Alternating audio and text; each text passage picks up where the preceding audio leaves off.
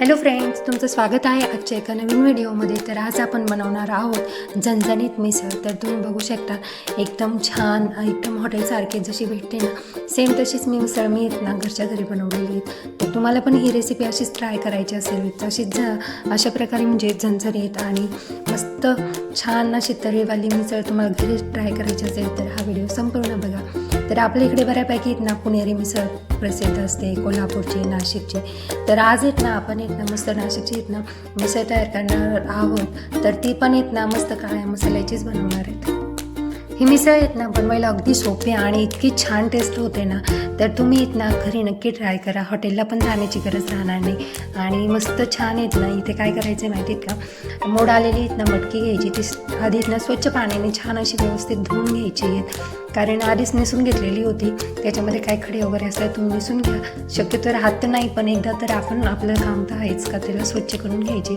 त्यानंतर काय करायचं माहिती आहे का, एक पातेलं घ्यायचं, त्याच्यामध्ये ना पाणी घ्यायचं आणि हळद आणि चवीनुसार मीठ टाकून घ्यायचं.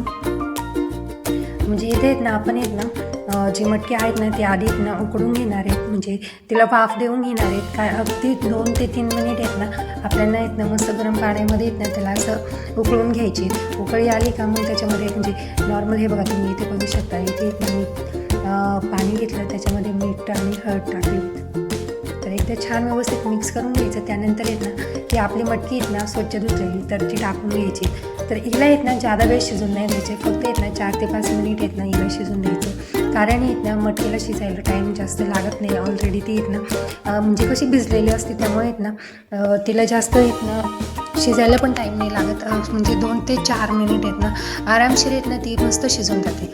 तर इथे ना मी 2 ते 4 मिनिट ठेवलं. छान अशी उकळी पण येऊन गेली आणि मस्त आपली अशी प्रेस केली ना तर आरामशीर ना मस्त शिजलेली आहेत. तर इथे बघू शकता.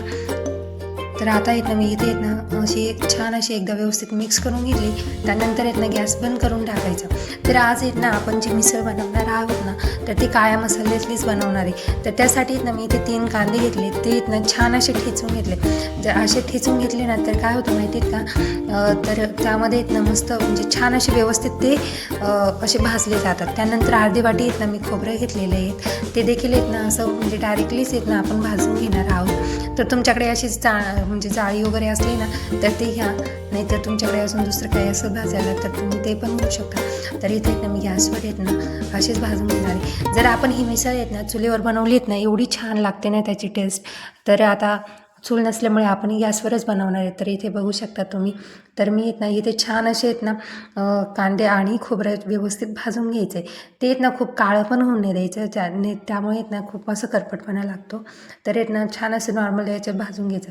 त्यानंतर ना भरपूर असा लसूण घेतला आणि त्याच्यामध्ये अद्रक टाकलं आणि खलबत्त्यात ना छान असं मस्त ठेचून घ्यायचं.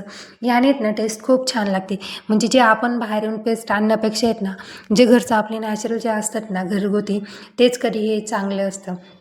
तर इथे बघू शकता मी ना खूप असा बारीक नाही करणार आणि ठेचणारच आहेत, कारण याची पण टेस्ट मस्त लागते. तर आपण जेव्हा पण ना म्हणजे मिसळ असं जर लसूण आणि अद्रक टाकलं ना तर खूप छान टेस्ट पण येते. तर असं बघू शकता तुम्ही. इथे ना मी या प्रकारे असं बारीक करून घेतलं. त्यानंतर ना फ्रेश अशी कोथिंबीर घ्यायची, ती पण गावरान घ्यायची.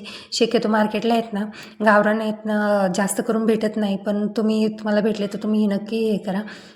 तर अशी मस्त बारीक चिरून घ्यायची. त्यानंतर असे थोडे ना मी कढीपत्त्याचे पानं घेतले. त्यानंतर आपण जे कांदे आणि खोबरं जे घेतलेलं होतं ना तर ते ना आता मिक्सरला आपण ग्राइंड करून घेणार आहेत. तर आता खोबरं बघू शकतात. खोबरं ना डायरेक्टली मोठे, कांदे बरोबर ना मिक्सरला होऊन जातात, पण ना खोबरं व्यवस्थित होणार नाही. तर त्याचे ना असे बारीक बारीक तुकडे करून घ्यायचे, जेणेकरून ना ते मिक्सरला पण बारीक मस्त होईल आणि जाड वगैरे अजिबात राहणार नाही. तर इथे बघू शकतात कांदे घेतले आणि याच्यामध्ये ना जे भाजलेलं खोबरं होतं ना ते पण घेतलं. थोडीशी कोथिंबीर टाकली आणि आता ना मिक्सरला एकदम अशी फाईन पेस्ट करून घ्यायची, जेणेकरून ना असं आबडधोबड नको राहिलं आणि व्यवस्थित ना छान व्यवस्थित मिक्स होईल. तर इथे ना छान अशी व्यवस्थित पेस्ट ना मस्त झाली. मसाला असा छान दळला गेलेला आहे. त्यानंतर काय करायचं माहिती आहे का, मस्त आता ना गॅस पेटवून घ्यायचा, त्यावर मग कढई ठेवायची आणि आता ना आपण डायरेक्टली ना मिसळ बनवायला घेतली. तर ना इथे मिसळला ना थोडं तेल जास्त टाकायचं जे आपल्या रेग्युलर भाजीपेक्षा, आणि जे खडे मसाले आहेत ना ते पण म्हणजे खडे मसाले टाकायचे डायरेक्टली. तर येत नाही ह्या मसाल्यांना येत ना छान असं व्यवस्थित म्हणजे असं फ्राय झालं का त्यानंतर आपण जी अद्रक आणि लसूण येत ना ते ठेचून घेतलेलं होतं ना ते टाकायचं इथे. तर त्याने पण टेस्ट आहे ना म्हणजे अशी छान वाटते. आणि जो कढीपत्ता होता कढीपत्त्याची पाने ते पण टाकायचे आणि छान असं येत ना व्यवस्थित येत ना परतून घ्यायचं. तर तुम्ही बघू शकता. तर म्हणजे जास्त आहे ना करपून पण नाही द्यायचं, मग ते ब्राउनिश लई होऊन नाही द्यायचं, नॉर्मलच राहून द्यायचं जेणेकरून येत ना आपली टेस्ट पण येत ना भाजीची मेंटेन राहते. तर इथे येत ना मी थोडे जिरे टाकले, ते पण आहे ना छान असे फ्राय करून घ्यायचे. तर इथे बघू शकतात. आता हे सगळं फ्राय झालं ना त्यानंतर जो आधी काळा मसाला आहेत ना तो टाकायचा, नंतर आपले जे मसाले लाल तिखट वगैरे आहेत ना ते नंतर ॲड करायचं. तर इथे जो आपण आता म्हणजे वाटण बनवलेलं होतं ना ते टाकून घेतलं, त्यानंतर त्याला येत ना छान असं व्यवस्थित येत ना मस्त मिक्स करून घ्यायचं जेणेकरून येत ना सगळे असं एकजीव होईल सर्व. तर जेव्हा येत ना हा मसाला शिजला का कसं कळायचं माहिती आहेत का? आता हा मसाला आहे ना एकदा व्यवस्थित मिक्स केला ना तर त्याला येत ना कढईने पाणी सॉरी तेल सुटायला लागले ना तर त्या कंडिशनला आपला मसाला शिजला जातो.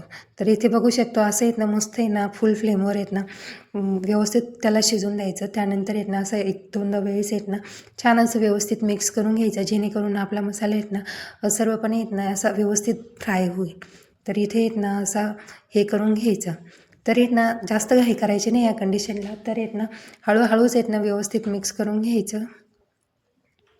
तर इथे बघू शकता तुम्ही कढईच्या आहेत ना कढईने असं छान असं येत ना आता तेल सुटायला सुरुवात झाली. त्यानंतर येत ना मी इथे चवीनुसार येत ना लाल तिखट घेतली अर्धा चमचा, परत येत ना पाव चमचा हळद घेतली, अर्धा चमचा येत ना धने पावडर घ्यायची आहेत आणि त्यानंतर येत ना इथे कांदा लसूण मसाला किंवा येत ना तुमच्याकडे अंबारी चटपट मसाला असला ना तर एक मोठा चमचा तो घ्यायचा. त्यानंतर येत ना एव्हरेस्ट मसाला टाकला आहे आणि किचन किंग मसाला टाकला आहे मी आणि काळा मसाला टाकला. तर हे ना हा येत ना मस्त आता येत ना छान व्यवस्थित मिक्स करून घ्यायचं. तर इथे बघू शकता येत ना म्हणजे जेव्हा आपण मसाले टाकतो ना तर लवकर येत ना व्यवस्थित मिक्स करून घ्यायचं जेणेकरून येत ना खाली डागणार नाही. त्यानंतर येत ना आपण मिक्सरच्या भांड्यामध्ये येत ना थोडंसं पाणी टाकलं आणि येत ना त्या मसाल्यामध्ये टाकून घ्यायचं, कारण आहे ना मसाला येत ना करपला जातो त्यामुळे मग त्याची टेस्ट पण चेंज होते. तर त्यामुळे येत ना काय करायचं असं थोडंसं पाणी नॉर्मल टाकून घ्यायचं आणि येत ना छान असं व्यवस्थित मिक्स करून घ्यायचं. त्यानंतर येत ना आता हे बघा कढईने तेल सुटेपर्यंत येत ना त्याला मस्त येत ना छान एकदा येत ना परतून घ्यायचं. त्यानंतर आपण मटकी शिजवलेले आहेत ना तर ती त्याच्यामध्ये टाकायची. तर इथे बऱ्यापैकी येत ना आपला मसाला रेडी झालेला आहे. तर त्यानंतर येत ना जे आपण मटकी घेतलेली होती ना ती टाकून घ्यायची व्यवस्थित. आणि येत ना जेव्हा पण आपण ह्या मटकीमध्ये येत ना म्हणजे मिसळमध्ये येत ना पाणी वगैरे टाकायचं असलं ना एक्स्ट्राचे तर ते ना गरम करूनच टाकायचं जेणेकरून आहे ना टेस्ट मेंटेन राहते आणि मग येत ना आपली मिसळ पण एकदम परफेक्ट होते. तर इथे बघू शकता मी इथं थोडं पाणी वाढवलेलं आहे, तर आहे ना ते गरम करूनच टाकलेले आहेत. तर इथे येत ना गॅसची फ्लेम येत ना फुलच राहून द्यायची जेणेकरून येत ना लवकर उकळी येईल. त्यानंतर येत ना चवीनुसार मीठ टाकून घेतले आहेत. तर इथे एक ना मिठाचा अंदाज येत ना थोडा व्यवस्थित लावायचा, कारण येत ना आपण जेव्हा येत ना मटकी शिजवण्यासाठी टाकलेली होती तर त्याच्यामध्ये थोडंसं शिजण्यासाठी मीठ टाकलेलं होतं, त्यामुळे येत ना इथे मीठ येत ना थोडं व्यवस्थित टाकायचं. आता येत ना मी येत ना इथे मस्त येत ना फ्रेश कोथिंबीर टाकून घेतली. त्यानंतर येत ना तुम्ही बघू शकता मिसळ कलर पण एकदम छान आला, तर्रीदार मिसळ झालेली आहे. मस्त हिरव्या कोथिंबीर वरून पेरायची येत मग त्यामुळे येत ना छान अशी टेस्ट पण येते.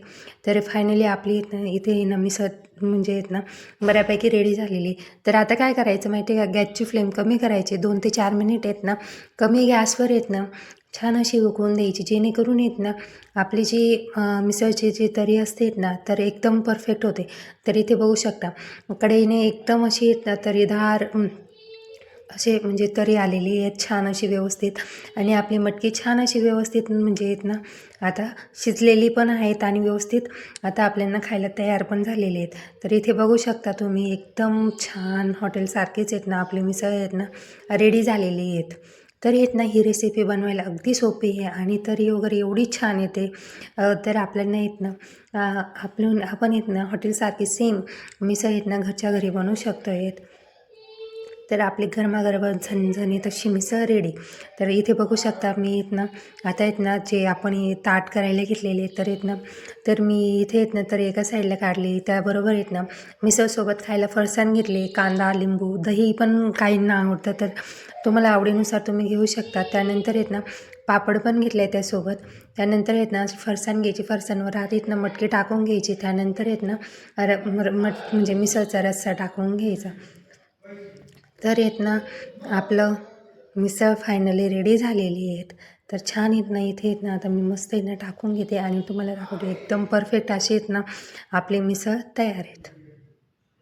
तर तुम्हाला कसं वाटला हा व्हिडिओ नक्की कमेंट करून सांगा. व्हिडिओ आवडला असेल तर लाईक करा आणि चॅनलवर नवीन असेल तर चॅनलला सबस्क्राईब करा. तर तुम्ही पण नक्की ट्राय करा घरच्या घरी मस्त हॉटेलसारखी झणझणीत अशी नाशिकची मिसळ. तर म्हणजे पाहता क्षणी असं वाटतं खायला बसावे. तर छान अशी मिसळ आपली रेडी आहेत.